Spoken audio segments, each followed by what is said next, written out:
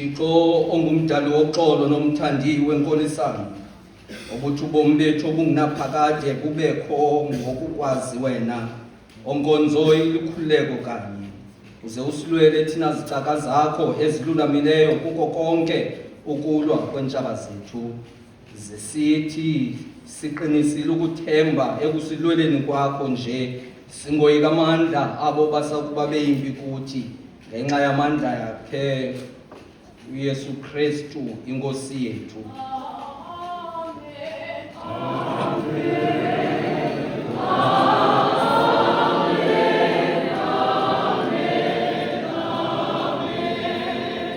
Thixo namandla onke othe ngeli xesha wasipha ufefe lokuba sithi ngantliziyonye sikuthandaze nabanye othe kanjalo wasithembisa ngokuba othi kwakuhlangana ababini nokuba bathathwe egameni lakho ubaphe izinto abazicelayo.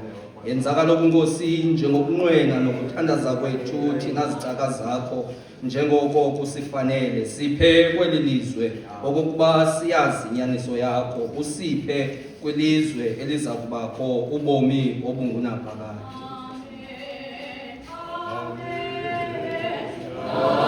Amen.